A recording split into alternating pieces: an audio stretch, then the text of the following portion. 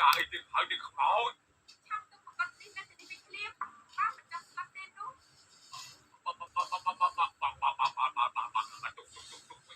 ខ្ញុំទុកវិញហើយអើយដោះលេខខ្ញុំទៅដោះលេខខ្ញុំទៅឆាប់ចេញទៅហើយថ្ងៃក្រោយកំឡុងលឹកបាច់នេះទៀតខ្ញុំរៀងហើយខ្ញុំទៅសិនហើយ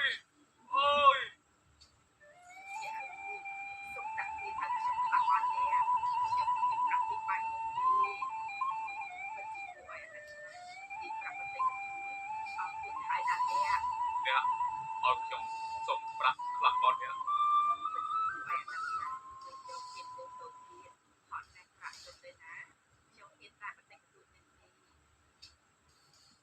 អរគុណហើយអ្នកខ្ញុំគ្មានណា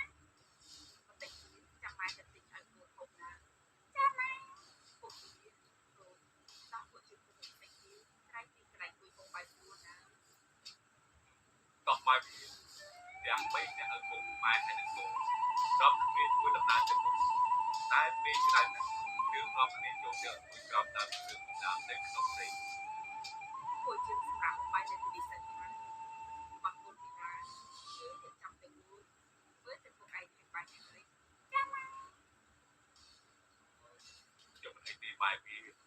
គឺតែពីម៉ែវាឯងទៅហើយនឹងកូននោះពុកមិនឯងទៅណាសុំតែហាក់ទៅគ្នាចាំបាយទៅនឹងបានបន្តដំណើរទៅមុខទៀតដោះកូនពុកទៅណាដល់ទៅវាចិត្តគឺទៅហើយពួកយើងញ៉ាំតិចទៅណាក្រែងបានទៅដល់ទីពេលយកសម្រាប់ទៅបានបាច់ខាំចាំនឹងឲ្យម៉ែវាគ្រួសារកំសត់ទៅដល់គ្នាបន្តដំណើរទៅទៀតប៉ុន្តែដោយសារតែពេញកាន់តែគិតទៅហើយវិញក៏និយាយទៅកាន់វិញហើយនឹងពីណាខាងខ្ញុំថាមួយទេពួកយើងជុំនេះប្រហែលជាអាចឆ្លងទឹកដីនេះបើអញ្ចឹងមានតែសម្រាប់តែទីប្រយោគចិត្តហើយណាចាំក៏បានដែរណាក៏ប្រហែលជាអត់កម្លាំងដែរបានសម្រាប់ទីនេះម៉ែវាអាចទៅរកបោះបោណាហើយទីណាកូនទៅរកប្រព័ន្ធពីនោះមកពុកបង្កាត់គ្រឿងទៅទីនេះតែម្ដងចាំបងចាំមិនជួន